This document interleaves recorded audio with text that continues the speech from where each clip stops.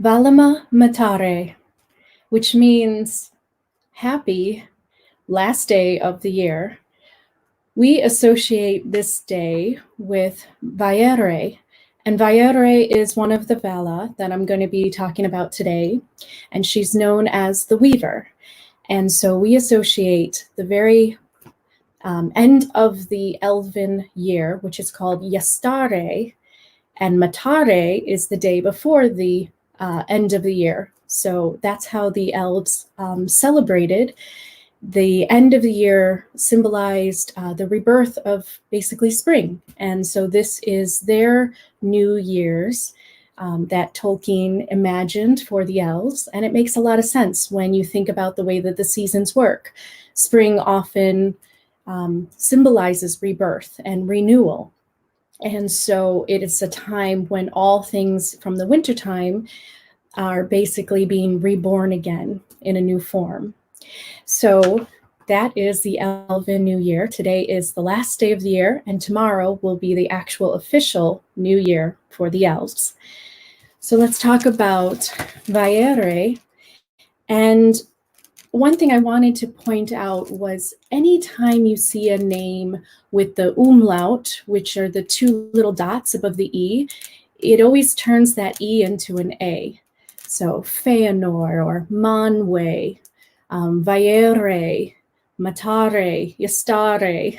There's a pattern there that Tolkien created. So you can practice whenever you see the umlaut, then you know how to pronounce the ending of those words. So I'm going to start here with the Silmarillion and tell you just a little bit of the mention of Vairë, and I had to go deeper to realize what she represented within Tolkien's universe. The Feanturi, masters of spirits, are brethren, and they are called most often Mandos and Lorien, yet these are rightly the names of the places of their dwelling, and their true names are Namo and Irmo. Namo the Elder dwells in Mandos, which is westward in Valinor. He is the keeper of the houses of the dead, and the summoner of the spirits of the slain. He forgets nothing, and he knows all things that shall be, save only those that lie still in the freedom of Iluvatar. He is the doomsman of the Valar, but he pronounces his dooms and his judgments only at the bidding of Manwë. Vairë, the weaver, is his spouse, who weaves all things that have ever been in time into her storied webs, and the halls of Mandos that ever widened as the ages pass are clothed with them. So that is the part where Vairë is mentioned. However, I will say that there is a little bit more when you go to some other books that he has. The Morgoth's Ring, which is a great book if you ever want to kind of learn a little bit more about the Valar and also the customs of the elves. This is basically the notes that Tolkien wrote and might have not included in the Silmarillion, but you can actually see where he developed the story for the Silmarillion. So I'm going to read a pretty long passage here about the story of Míriel and Vairë, because this is an important part to see who she is and what she represents.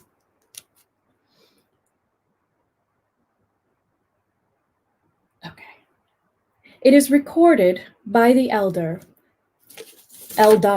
that the Valar debated long the case of Finwë and Míriel after the statute was grave matter, but not yet declared.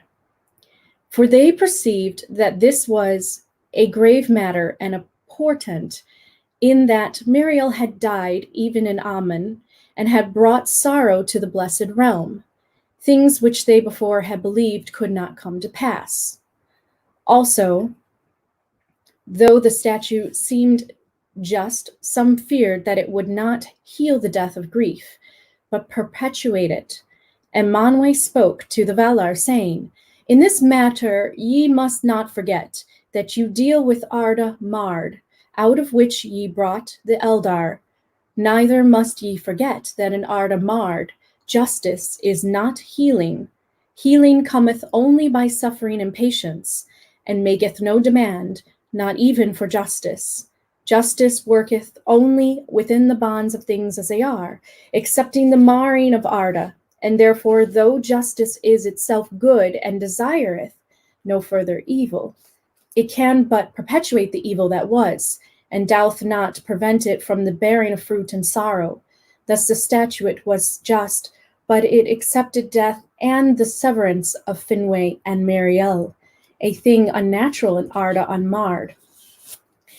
And therefore, with reference to Arda unmarred, it was unnatural and fraught with death.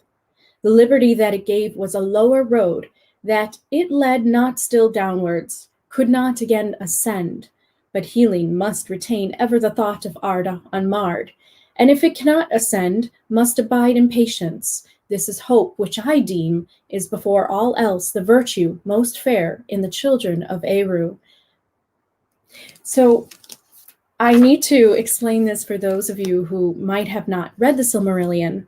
When Manwë, the king of the Valar, talks about Arda being marred or unmarred, he is talking about the places on Arda that were tainted and corrupted by Morgoth, which was the Ainur that caused the discord and was represented the discord amongst the harmony of the other Valar.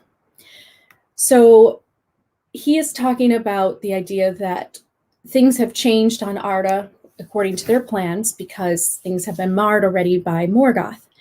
So he's trying to show that we have to have compassion, understand that some of the Eldar, the elves, might have chosen different paths than what was originally intended for them because of Morgoth's, discord. But it's all part of the music. It's all part of the theme, to have the obstacles of Morgoth that Morgoth provides and to be able to get through it, together. And so this is where you see them discussing what should happen with Míriel. Míriel is actually a silver-haired elf, a Noldar elf, that she was the mother of Feanor. So she gave birth to Feanor, who had so much fire in him because he was the one who started kind of the riot against the Valar and wanted the Noldar to go to Middle-earth and rule and reign there, and didn't want to stay on Valinor anymore. And then Feanor also wanted to revenge Morgoth, so he took the ships of the Teleri elves and ended up killing them, causing the kinslaying. So, Feanor had a lot of fire and a lot of passion that was misdirected.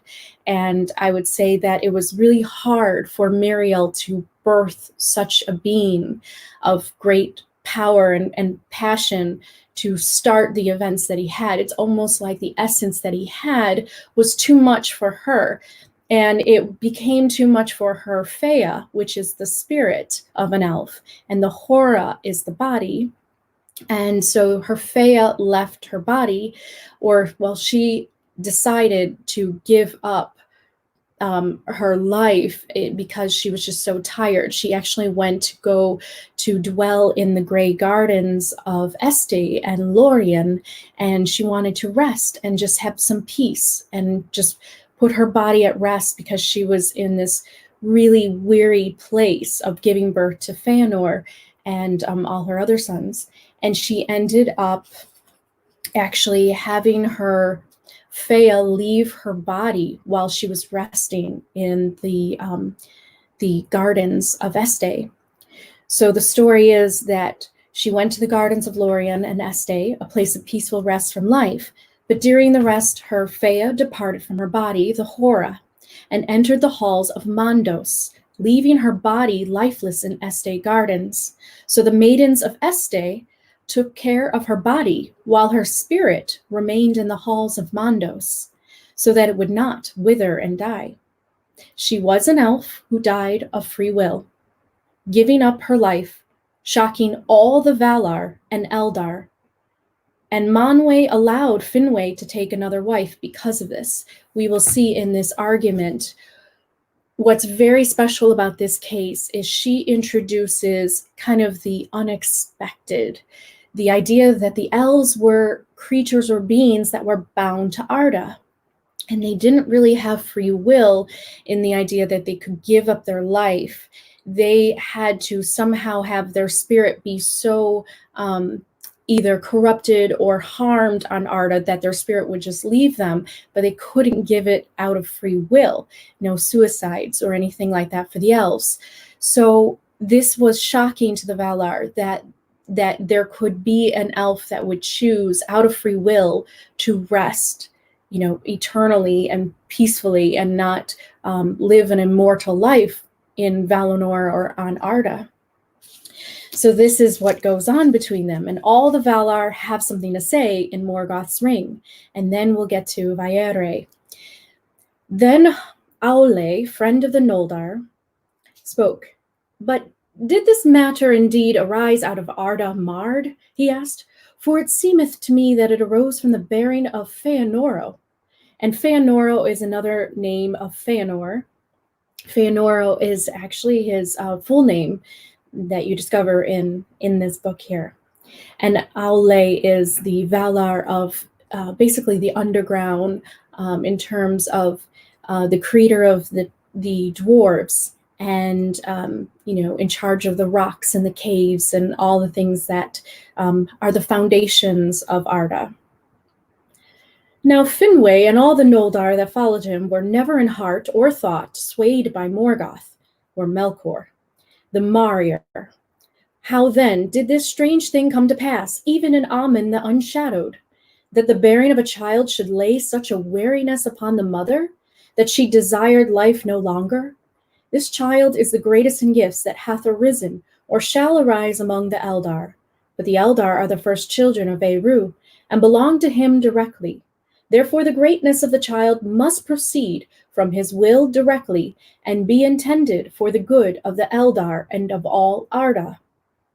What then of the cost of the birth? Must it not be thought that the greatness and the cost come not from Arda, marred or unmarred, but from beyond Arda? For this we know to be true, and as the ages pass it shall often be manifest, that all the tale of Arda was not in the great theme, and that things shall come to pass in that tale which cannot be foreseen, for they are new, and are not begotten by the past that preceded them. Thus Aule spoke, being unwilling to believe that any taint of the shadow lay upon Feanor, or upon any of the Noldar. He had been the most eager to summon them to Valinor. But Ulmo answered, and Ulmo is the Valar of the waters, which I spoke about in my other video. Nonetheless, Míriel died. And is not death for the Eldar an evil? That is a thing unnatural in Arda unmarred, which must proceed therefore from the marring? Or if the death of Míriel doth not so, but cometh from beyond Arda, how shall death that is unnatural and evil be known? From that which is a new thing and hath no reason in the past, unless the latter cause neither sorrow nor doubt, but the death of Míriel has brought both into Amen. And death is for the Eldar an evil, that is a thing unnatural in Arda unmarred, which must proceed therefore from the marring. For if the death of Míriel was otherwise and came from beyond Arda, it would not bring grief or doubt.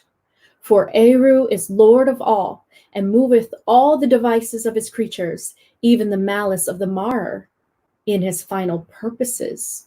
How deep is that? The idea that all things are moved from the Creator, even the trouble that Morgoth brought, because it serves the final purposes of the light, beating out the darkness, of getting rid of the evil, experiencing that obstacle to overcome. But he doth not of his prime motion impose grief upon them, but the death of Míriel has brought sorrow to Amen. The coming of Feanoro must proceed certainly from the will of Eru, but I hold that the marring of his birth comes of the shadow, and is a portent of evils to come. For the greatest are the most potent, also for evil. Have a care, my brethren, thinking not that the shadow is gone forever, though it is beaten down, doth it not dwell even now in Amen, though you deem the bonds to be unbreakable? Thus Ulmo spoke, who had dissented from the councils of the Valar, when they brought Melkor the Marrer to Mandos after his defeat. But otherwise, then Aule, believing that they should be left free, however perilous that might seem, thus afterwards it would seem that though he loved Feanor and all the Noldor more coolly, he had more mercy for their errors and misdeeds. Then Yavanna spoke, and though she was the spouse of Aule, she leaned rather to Ulmo.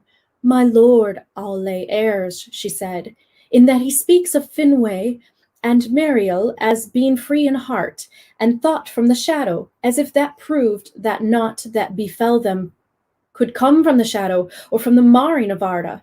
But even as the children are not as we, who came from beyond Arda wholly and in all our being, but are both spirit and body. She's saying that the elves are both spirit and body, whereas the Valar are just spirit. And so there's different levels of dimensions of physicality. So she's saying that the Eldar are both spirit and body.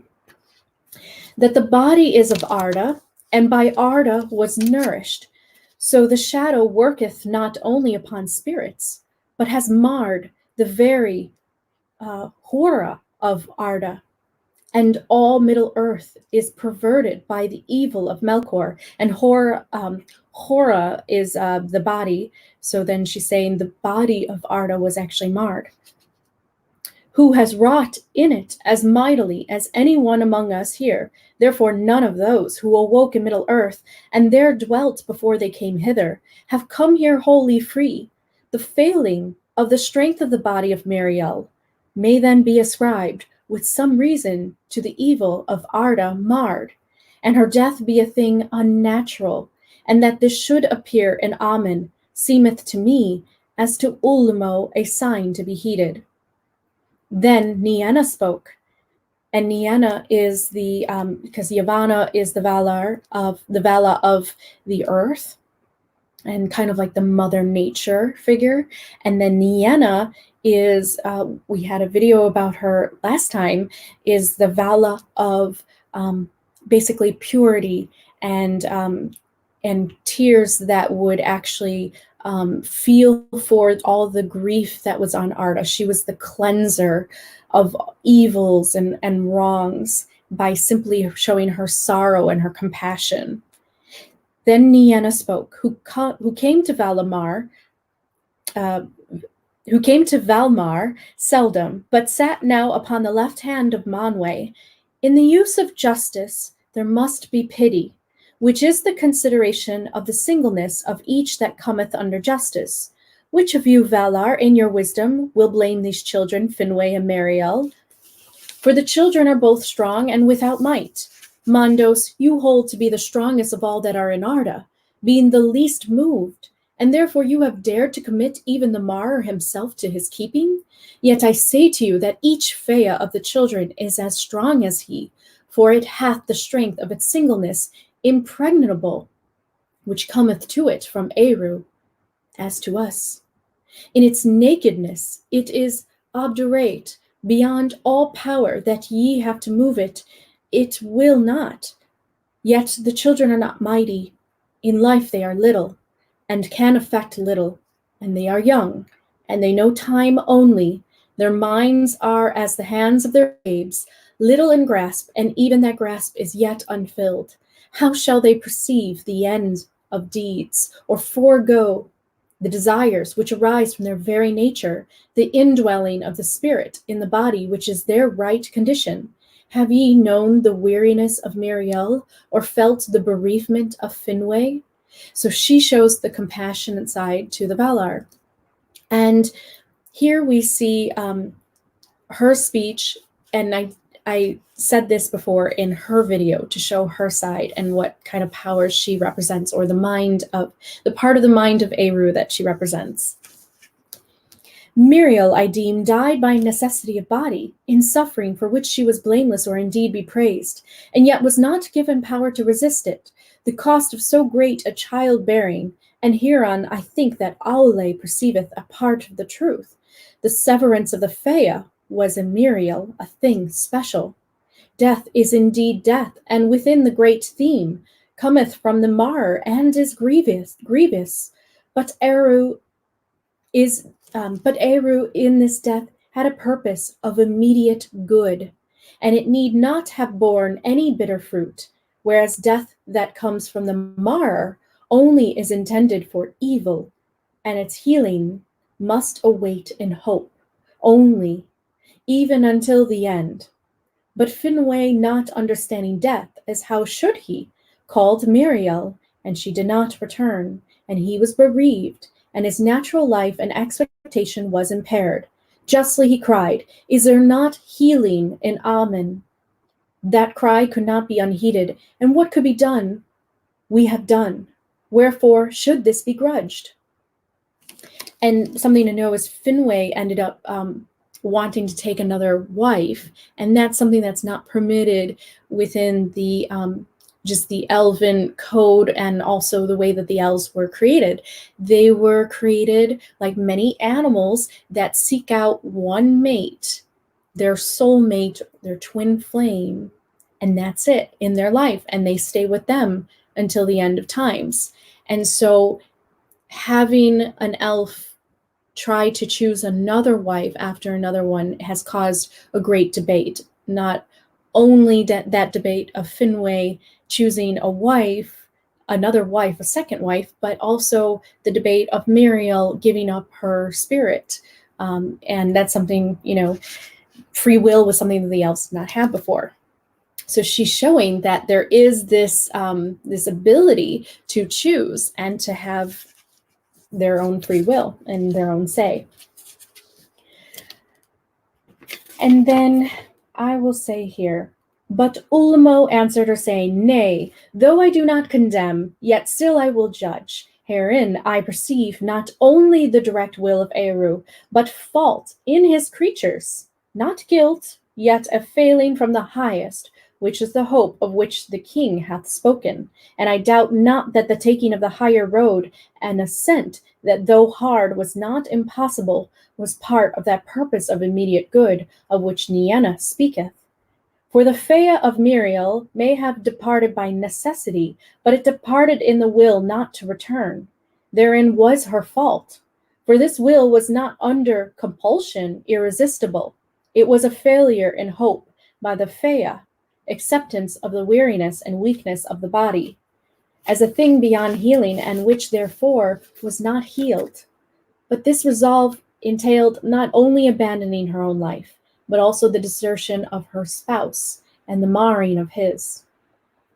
The justification which she urged is insufficient, for by the gift of a child, however great, nor indeed by the gift of many children, the union of marriage is not ended, having further purpose. For one thing, Feanaro will be deprived of the mother's part in his nurture. Moreover, if she would return, she need bear no more, unless by the renewal of rebirth her weariness were healed. Thus Finwë was aggrieved, and claimed justice, but when he called her, and she did not return, in only a few years he fell into despair. Herein lay his fault, and failing in hope. But also he founded his claim mainly upon his desire for children, considering his own self and his loss more than the griefs that had befallen his wife. That was a failing in full love. The fear of Eldar, as Nienna hath said, cannot be broken or forced, and the motion of their will cannot therefore be predicted with certainty. Yet it seemeth to me that there was hope still, that after repose, in Mondos, the Fea of Míriel should return of itself to its nature, which is to desire to inhabit a body. This strange event should issue rather than in dissolving their union, in the use by Finwë of the patience of full love, and the learning of hope, and in the return of Míriel, wider in mind and renewed in body. Thus together they might foster their great son with joined love, and his right nurture be assured. But the Fae of Míriel hath not been left in peace, and by importuning its will hath been hardened, and in that resolve it must remain without change while Arda lasteth, if the statute is declared, that thus the impatience of Finwë will close the door of life upon the Fae of a spouse. This is the greatest fault, for it is more unnatural that one of the Eldar should remain forever as Fae without body, than that one should remain alive wedded, but bereaved. A trial was imposed upon Finwë, not by Míriel only, and he hath asked for justice and relief. So this is the sad part of the elves, like choosing a mate for life, and then when one of those mates die, I mean, if that ever could have happened until now Finwë is left, I mean, in the rules, the normal rules of the Eldar, now Finwë would be left to be basically bereaving his wife all his immortal life until the end of his Fae leaving Arda. So it causes a little bit of problems. And here is where Vaire says, "Nay," said Vaire suddenly, "the Fae of Míriel is with me. I know it well, for it is small, but it is strong, proud and obdurate. It is of that sort who, having said, 'This I will do,' make their words a doom irrevocable unto themselves. She will not return to life, or to Finwë, even if he waiteth until the aging of the world.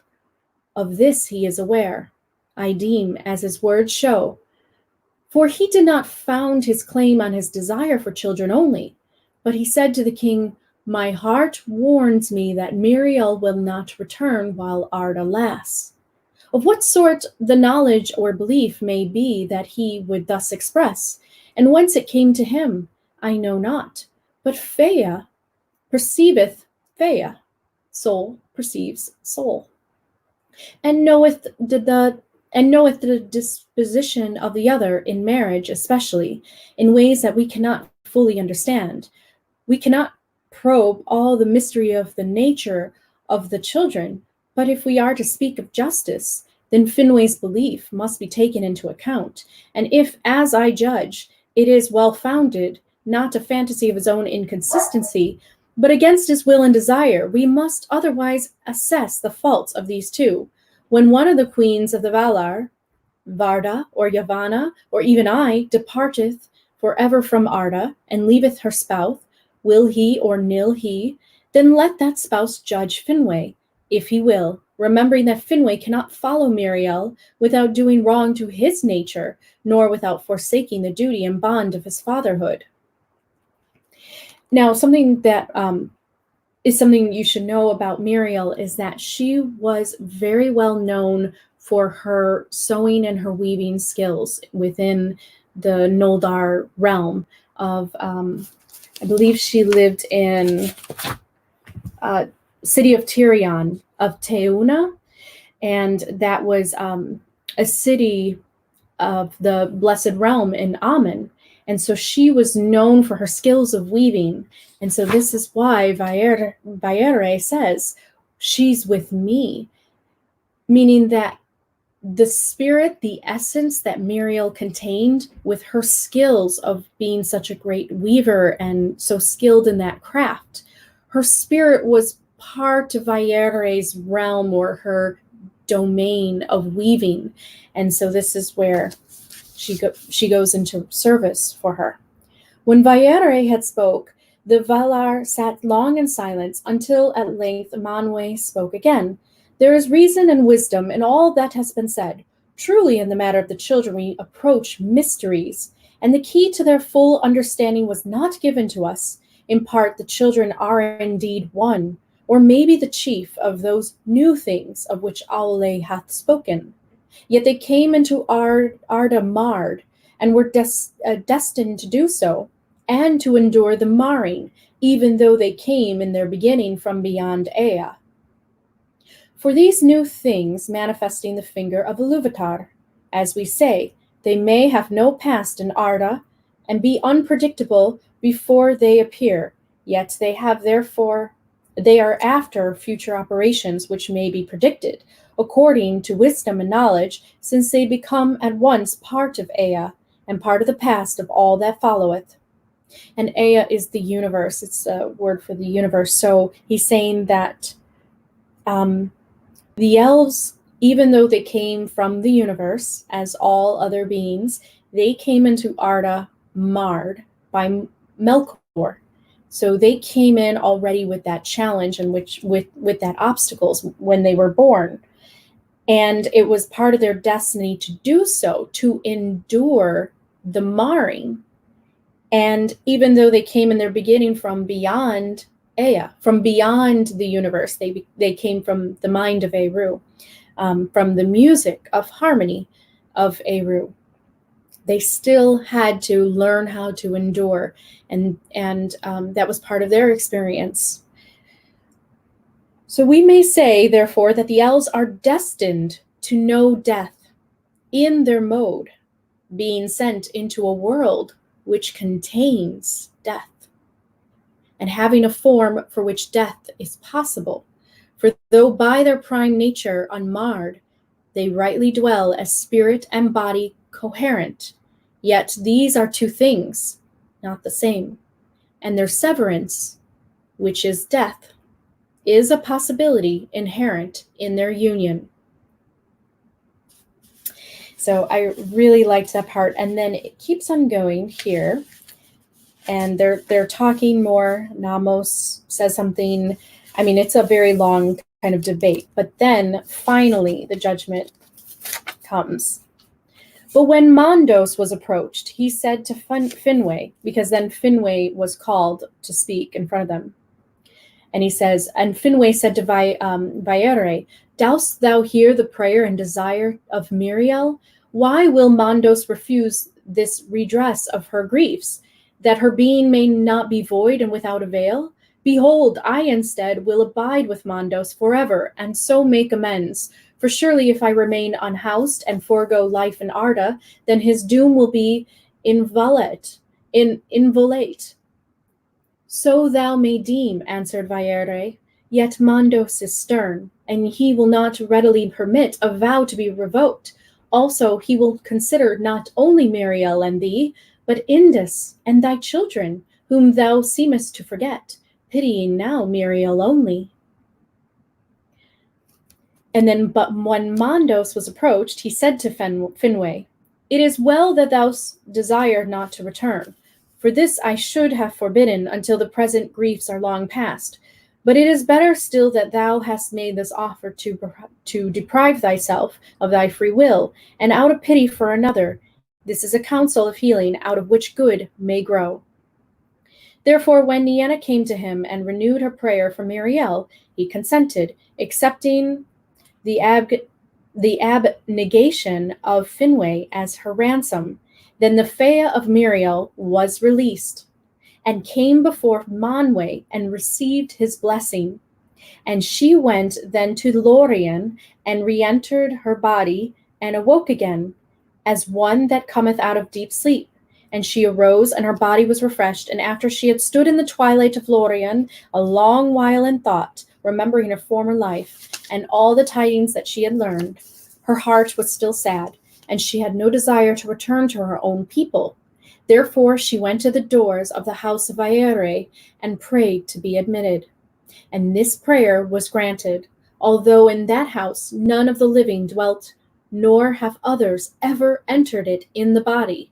But Míriel was accepted by Vairë, and became her chief handmaid, and all tidings of the Noldor down the years from their beginning were brought to her, and she wove them in webs, historial, so fair and skilled that they seemed to live, imperishable, shining with a light of many hues, fairer than are known in Middle Earth. This labor Finwë is at times permitted to look upon, and still she is at work, though her name has been changed, for now she is named Míriel, which is the Eldar signifies she that died, and also she that sighed. And as fair as the webs of Míriel is praise that is given seldom even to the works of the Eldar. So that's the story of how Míriel started working with Vairë. So we see a little bit of the way that Vairë works, and the idea that she is in charge of weaving all of the stories of the events that are going to occur in all the beings on Arda. And so if you ever are familiar with the idea of the fates of ancient Greece, the three that were in charge of the fates of man, it's a little bit like that, although she weaves pictures and visions and creates their stories and their experiences and scenes in life. So what does this all mean for us? What is this a reflection of? And let's go deeper into Tolkien's mind and try to understand the power that Vairë represented and how we can embrace and harness that same power. And it's a little bit different than the other Valar. I myself have experienced that she provides a cosmic perspective in the idea that she allows us to look at space and time and see it as all events woven together, interconnected, and playing out as they should. However, we get into the philosophy of the idea of determinism and indeterminism. And this is where we see something very interesting with Tolkien, because even though all events are already woven by Vairë and now Míriel, who helps her as her handmaid, there still is a part of Tolkien that wanted to point out that not all events are accounted for, and that there is still some surprise left. There's unexpected and randomness that can occur. So determinism is the philosophy and theory that all events, including our moral choices, have been predetermined or destined already. Determinism goes against the nature of free will, suggesting that humans cannot act otherwise in the way that they do. So there are some philosophers that were stout determinists, and determinists can also be including very like strict kind of religious people that believe that God determines everything and has already written down the events in the books, and that all these events are going to occur. However, Tolkien was a little different and very interesting in this idea that even though he was a Catholic and he believed in the events that would occur in the Bible as prophecy, as things that we could look at as even what's happening today, something so special about this video today is what's happening in the world with the virus. And if you think about it, if you want to say that that's a pandemic that was already written in the times of human history and was recorded in the books like the Bible or any of the Abrahamic texts, then we may think that everything is already doomed and everything was already set.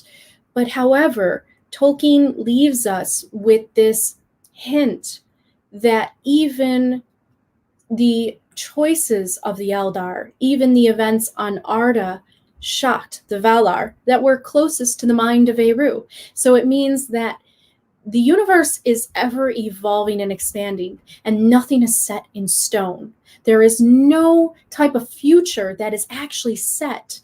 There are molds that have been created. There are themes that we follow. There are visions that we have to kind of move with, and Vairë represents that. However, we have a power, great power within us to break free from that mold and to change those events. That nothing is set in stone, nothing is ever doomed, and it is never quite the end, because consciousness is infinite. And the Tolkien knew this, and this is what made him so wise within this part, talking about the middle way, between determinism and indeterminism. And indeterminism, I will get to first, but this is interesting about Pierre Simon Marquis de Laplace. He is an 18th century philosopher, and he said that for him, about determinism, it was that the present state of the universe is the effect of its previous state and the cause of the state that follows it. So if we want to look at it from a cosmic perspective, the universe, there have been so many universes created. This is not the only one. We have infinite universes, and we have many different dimensions and realities. So determinism is the idea that we are taking some timelines that have existed in the last universe that we were part of, and we are now into a new universe where we take some of the old and we are seeing kind of the same history or the same events unfold, but that there is a difference. But the idea about determinism is that we're determined to move on a loop, a time loop, and create the same mistakes over and over again, or make the same choices over and over again. But Tolkien was not quite thinking that that was the truth.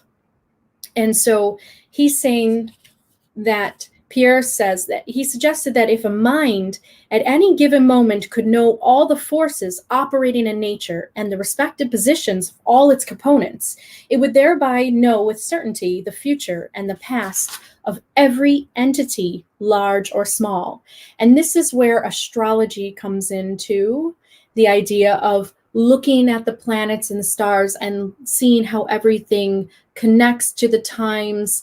So those who are really deeply into astrology might be determinists, because you will believe that the celestial bodies above us determine our futures, or determine our actions, or determines our events that are going to occur. But indeterminism is a little bit different in the idea that indeterminism is going to state that not everything is determinable in terms of there are going to be random and unexpected events, and that not everything follows an exact order, and that things are constantly evolving and changing, and so nothing can be predetermined in the future. And isn't that a lot of times what he made the elves say, is that even the wise cannot see all ends, meaning that even the wisest being cannot see the predetermined future, because the predetermined future lies in the acts of the beings, where Galadriel says to Frodo, even the smallest person can change the course of the future. So even your life may feel predetermined, or you might feel on a set destiny course, but you could always change that course. And that's what Tolkien was saying with the argument that took place, but then also showing Vaire's powers, that yes, there's a real mold, there's a theme in this world. And astral empaths and empaths that can feel those energies can kind of tell where those themes are going. That's where I get my downloads from and messages from, is following that theme that's happening in this world. But I know deep in my heart that I cannot claim a true ending or a true future that is destined for humanity. That I know that the destiny relies in this present moment and what we each do. It is our choices that we make and our actions that we make that create the reality and determine our future. It is not a predetermined future entirely. It is a mold, it is a theme that has been created already as a storyline, and we are following it, but we also get to change it as we go. We get to be creators and experience ourselves as creators within the story. And that's what Tolkien was really saying. And there are so many evidence of this with his quotes. You know, the idea that even the wisest cannot see all ends by Elrond, as I said. And also a little bit with Gandalf saying that, you know, it's about the small acts of kindness. It's your daily deeds that really change the future and determine how we are going to get past these events that we may seem like they're familiar to us. And it's about how we are going to move forwards together, and how are we going to change that destined outcome by the way that we act today. We are not going to be able to change anything if we sit and think that Earth is doomed, or humanity is doomed, or this is it. But if you are somebody that believes in the ability to change, like Tolkien did, and I have a quote that I left on my Instagram for those who follow me that I found of his, I thought it was perfect for today. And he said this: "The greatest adventure is what lies ahead. Today and tomorrow are yet to be said. The chances, the changes are all yours to make. The mold of your life is your hands to break."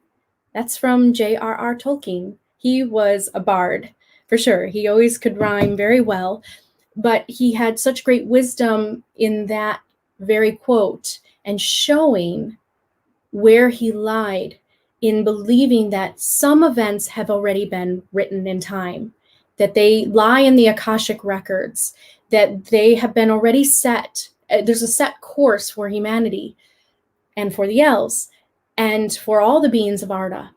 But at the same time, there are individual choices that can actually change those set courses and change the direction of the future. So always remember that within your own life. What a power that Vaire represents, the idea that you could see all the different strings that she weaves together and connects. She represents the interconnection, connecting all events together and allowing us to feel soothed and calm in knowing that there are some events that we will not be able to stop individually, in terms of great events that have already been written about, in terms of in Tolkien's stories. But it's about how you handle yourself during those events, which might be the even greater purpose of Eru, or the prime source that we come from. The idea that if in those events that have been written about or have been loomed together, weaved together, and now we get to experience, it's about how you respond to those events that either allow you to honor the creation that you are, as in grace and morality and in honor, and how you act during these events of the pandemic and anything else that occurs on Earth that is a large event that affects a lot of people. It is your response that truly serves the greater purpose of Eru. What would be the greater purpose? To know thyself, to know the true spirit, to know the true strength of the spirit, to know the strength of the human spirit, I guess. So Vaire is showing us that. And I will say this. We see that indeterminism is a theory that some events in the universe cannot be fully determined and have no deterministic cause, but could be seen as random. And so we see life in the way of accepting events, and yet also never losing hope at the same time, that miracles can occur, changes in directions can all of a sudden occur. So you have to be kind of somewhere in the middle to understand what Tolkien was showing you, is that you can be accepting of some of the events that seem to already have been part of the story. But at the same time, you can also be truly the one to be calm about it, if you know or have a sense of feeling that Tolkien did about this, then you could be one that could help soothe others when they're panicking and unsure about, the future of humanity. Let them know that miracles can occur, that changes can happen, that nothing is ever set in stone, and that nothing is ever permanent, and everything is temporary and always constantly changing. And that is the very existence of the universe. That is the very existence of you as part of the universe. you are constantly always evolving and changing. You are never set in stone with who you are today as who you can become tomorrow, as Tolkien said. So it is about recognizing that power within your life to change, to alter the courses, even though you might be following a theme in flow and in less stress and in less worry, knowing that all things are supposed to happen in the way they are occurring. But at the same time, you can also have a little bit of hope in the back of your mind, thinking that something totally unexpected and random can happen. And this could also be bad, and this can also be good. But if you are going to focus on negative random events that can cause you a lot of stress and anxiety, my suggestion would be to focus on the positive, unexpected energy and events that could occur in this universe. And that will cause you more happiness, more hope filling your soul, and to allow you to move through your day without stress and worry and anxiety. And maybe that's my secret that I have during the pandemic, is that I know and hold that hope. And I really do believe what Tolkien said here. I want to tell you something else here. This is really interesting. Is, once again, I talked about this before, but Tolkien is showing his understanding of string theory. String theory is a relatively new theory in physics. The idea that strings, one-dimensional objects, such as what we think of strings, either straight strings or loop strings, all types of shapes of strings, are actually replacing the point-like particles of molecules. And so string theory is this idea that objects called strings, much like strings in a loom or a harp or any instrument, any kind of strings, that when they are acted upon, they cause a vibration. And because they are continuously vibrating, and each string has a different resonance and a different vibration and a different frequency, Brian Greene, a physicist who wrote the book The Elegant Universe, and there's a DVD on it, and I highly suggest you watch it or read it, because it will give you a little indication of kind of the wisdom that Tolkien had about Vaire and about the music of Vairë, the idea that everything is caused by vibrations in the universe and by the energy, frequency, and the resonance. So this is what he says.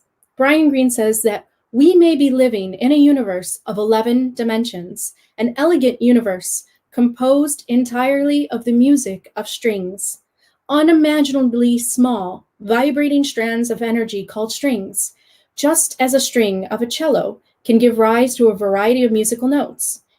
I will say this too, and just as different colored strings and different types of textures of strings that Vairë uses, she weaves the visions. And so now we see there's a connection between the musical instruments and the idea of weaving as well. It all has to do with vibration and using the idea of the strings.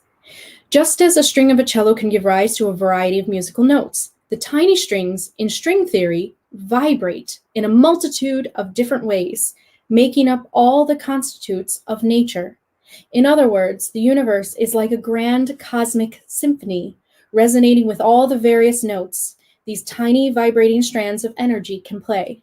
And that's what the Silmarillion is all about. The Anu Lindale is about Eru's mind creating music, and the music is what the sound waves are what creates the universe that we see. And the mechanics of a loom or weaving is simply to take all those strings and weave them together, showing visually our interconnection and connection to everything, creating a visual whole picture. And I wanted to show you a picture here. I actually have a picture. So I grabbed this just because I thought just visually it would be really great to see. But here you see. So you have all these strings together and it makes this pattern. And this is You could imagine Vaire weaving, taking all the lives of all the beings of Arda, weaving them together, weaving them through their experiences and through their stories of what they will experience together. And then we have here the idea that, the idea of string theory is something that I believe that Tolkien was pointing to with the reference to everything being interconnected and being connected, but also being created through the certain vibrations that we all carry. And so what changes our reality is truly our vibrations. And that's something that string theory could be something that can prove. The vibrations that we carry within ourselves, that we work on daily to either raise or to lower, will determine our reality and ultimately the universe that we live in, especially when we all vibrate together at a certain rate, or we vibrate so differently. When we vibrate so differently, it creates a beautiful symphony, but it also creates the illusion of separation and duality. When we vibrate together, when we're on the same note, or on the same page mentally, then we are going to see that harmony, that more of that balance and that harmonious living within the world. And so I believe that that's what Vairë can represent here. Now, there are some interesting associations with the idea of Vairë, what she teaches us, not only to have the cosmic perspective on life, but that we can have the inner calm to know that larger events are not in our own individual power at times and cannot be controlled. So it's a dance. There are events that are in our individual control. Your life, your own life, is in your individual control. But the events of the world, the collective, are not in your individual control. So this is where things get, the micro and the macrocosm get very interesting. The idea that we have to focus on our own individual lives of what we can control, but then we also have to come together collectively to try to control or to form the reality of the collective together. So it is a partnership between the individual as well as the collective. And that is what a creator being does on Earth when it's fully aware, is that it's focused on the inner experience of life as well as the collective experience of life together. And Vairë reminds us of connection to all things. And we do learn that the Valar, the Valar were shocked to see that Míriel had the choice to create her own free will, or basically to use her own free will to choose her type of destiny as an Eldar. And so we also see that there's this ability to alter events predetermined, because Vairë never thought that she could have a handmaiden, and she probably never even wove that into her experience as, a Valar. But because of the choice of the individual Eldar, then she had to change her perspective and alter the events for her own experience. And then she allowed Vairë to work for her and to be in charge of recording all the deeds of the House of Finwë. So what this says is that we have the ability to actually weave the hands of time ourselves and alter events forever. And that's a power within ourselves.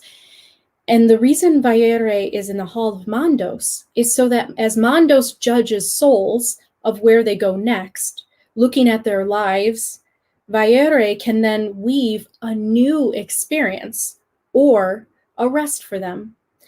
This gives a sense of recreation, and this could be her very power as well that is within you, is the power to recreate, to reweave or to make a whole new pattern in your life. So you are never stuck with the same old pattern. You always have the power to recreate from any given moment in time. All you have to do is you have to set your mind to the ability to change and to change your life into a new direction. And then you just start walking. You just put your foot down and you just start moving in that direction that you wish. And you will see the pathway will open up for you. The doorways will open up for you. And you might have some obstacles, because wouldn't that be part of your story, to overcome it like Frodo or like the elves? The idea that there are obstacles and death, in the idea of death is not something that we can stop, but it is about how we react to death, how we allow death to come, and what it represents in terms of the transitioning of the soul. So there's a lot of ways that we can look at Vaire and what she represents, but the power is cosmic. It is a truly very powerful energy that she brings. And so if you really focus on Vaire and you really use some of the tools to help you that I've written here, then you can probably enlarge your perspective and see yourself as having this power to recreate, reweave, and also to be calm and peaceful for some of the events that have already been woven, and you can't really individually change it. And I said this, that it's very good for star seeds and incarnated earth angels too, to remember this type of power. Sometimes we feel that we are obligated or bound by a destiny. Not every human being feels that they're born destined to do something, but there are some that are born and they feel like there's a set destiny, that they feel a calling within their lives to save people or to teach people or to help people. That is something that is very apparent in the older soul that comes incarnated to assist humanity. Vaire can help you with this. What I have realized myself is that sometimes we may feel very obligated and we may feel stressed about this type of destiny that we have set for ourselves in, before space-time. Basically, we've set this in mind and we've played this in motion that we're destined to save the world. And this is where the whole Jesus Messiah complex comes from, when people feel that they're out there to save the world and, be a martyr and things like this. When you think about the idea that you can change your destiny, that you're not set, it's not predetermined for you, or that you don't have to follow a course if it no longer benefits you, if it no longer makes you feel good, if it stresses you out, if you don't want to be part of that type of role on Earth. These are all things that you have the power to change. This is a very good power to harness for those that feel that they have already a destiny that has already been written for them, or that they belong to a set type of a goal or a mission. A lot of times I do talk about missions. And so what Vaire helps me understand is that missions are changeable, that they can change as you grow and as you realize and have more realizations about what you really want to do and how you really want to be a help and what kind of life do you want to live. You can spend your life trying to save the world, but if you're not happy, if you're not a happy person doing it, if you feel that it's a sacrifice to you, if you feel that you're depressed about it, if you're anxious about it, if you're constantly in a bad place, then you can change that. You can look at it as maybe you're not supposed to save the world. Maybe you're just only supposed to help a few, or maybe you're just supposed to do something, interesting that will leave an imprint. But that's something that can really help those that feel that we have such a really set mission. You can always change it if you need. So there are some minerals and some crystals and some tools that you can use within an altar if you want to try to harness the energy of the cosmic perspective of Vaire. And I was really pulled in the direction to talk about Dreamcatchers, seeing the connection to everything visually. If you have a dream catcher in your house, that's going to remind you of Vaire. And also meditating and looking at a spider's web or watching a spider weave her web. These are all things that can be associated with Vaire. Also, I said that opals, they represent many flashes of color within them coming together and forming a picture together within a crystal. And these flashes of color tied together in one stone actually can show us our interconnection and also creativity and a vitality to life. As one put it on a website, this is about the opals, that it's dancing auras that help us keep our passions and dreams burning even when we believe our own vital spark has long since smoldered out and turned cold. So the opal, I think, is important because whereas we're dealing with an idea of determinism and a little bit of indeterminism, Vaire weaving the stories of the elves, of what they have done, recording their deeds, and also weaving all the stories that were going to occur on Arda visually and what would come forward. You know, life can get old in that perspective, the idea that you know everything's going to occur, or, you know, it's like you could lack a sense of creativity within yourself. So the opal is a crystal that's known to invigorate you and to kind of infuse you with new creativity and sparks of creative efforts. So I thought that the opal would be really great for that. The opal colors change as you look at it in different lights. So it shows you the different perspectives that you can take, suggesting change to the times and passing of events. And opals can be soothing stones as well, but they do tend to be more empowering to us and infusing us with the creativity and to take charge of your life.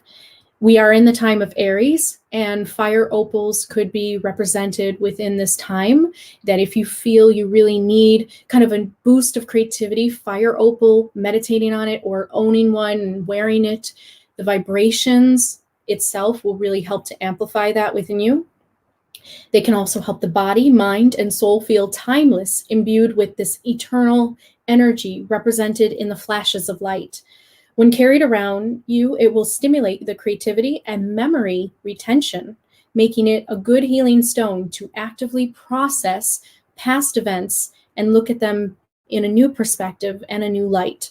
So they do help, and because memory and retention would be important, that if you're somebody that suffers subconsciously from some events that have happened in your life and you can't quite remember what happened to you, then an opal can help you remember, just as the scenes that she weaves to show the scenes of the elves, so that the elves never forget. And she kind of represents the memory retention of the elves throughout the ages, that the idea that the scenes are always there and that they'll never forget. And one thing we see this in Rivendell, there are scenes of certain battle scenes and certain times of the elves, like important times that happened throughout the ages, that Elrond wanted to keep in Rivendell's walls and his library. So that's something that always is kind of good for people, is the idea of memory retention.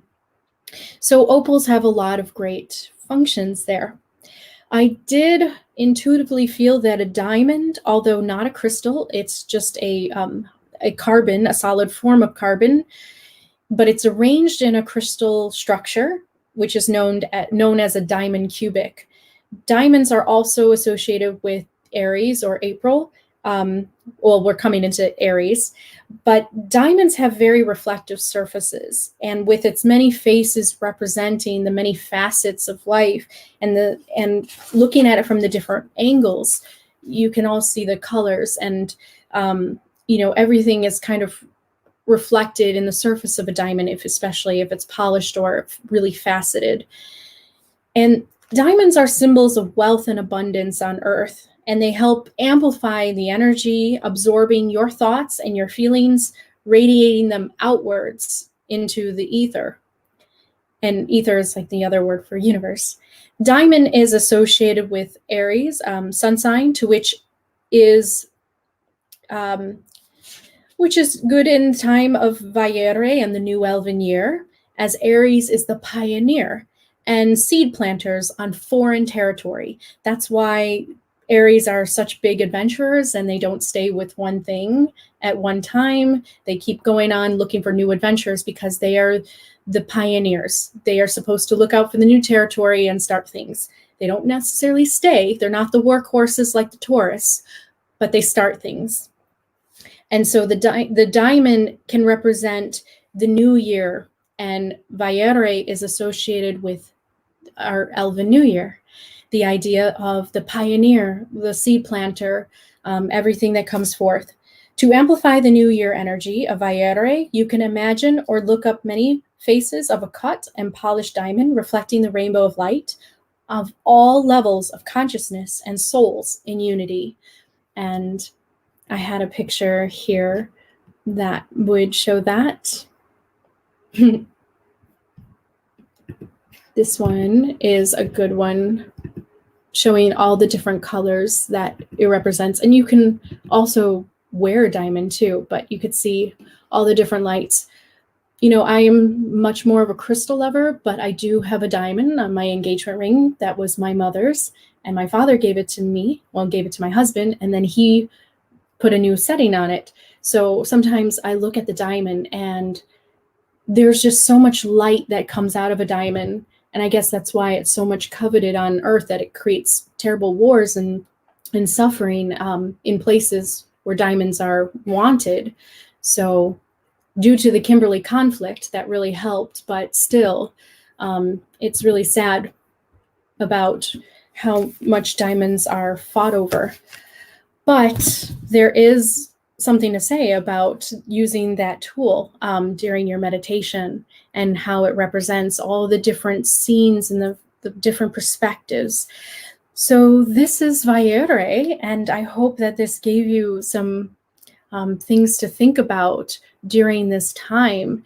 I thought that this could not come at a better time to have both the Elven New Year, but the idea of Vaire and weaving new possibilities, new events. We really need that during this pandemic, and to understand that we can change the course of the future just by our very actions. So continue staying safe, everyone. Make your wise choices daily, and think about the future and what each of your choices weave together with others and create later on down the road.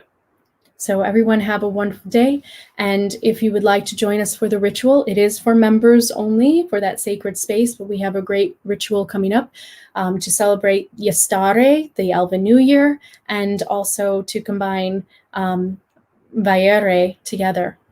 So have a wonderful day, and I will hopefully see you all tomorrow or on the next video. Namaste.